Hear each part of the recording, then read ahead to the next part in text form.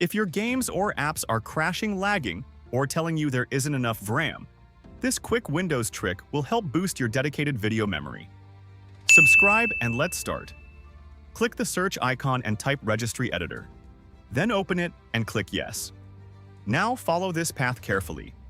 HKI local machine, then software. Here you need to find your graphics brand folder. It will be Intel, AMD, or NVIDIA. Open that folder. Right-click the folder.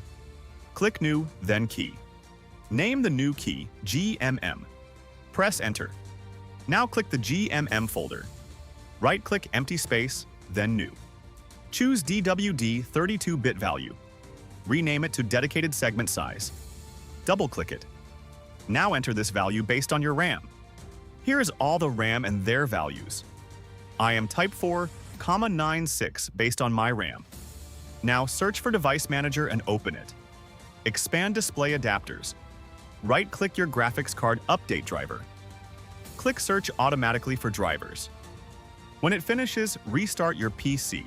After the restart, Windows will allocate more VRAM for your system, and many games and apps will run smoother. Subscribe and like for more videos.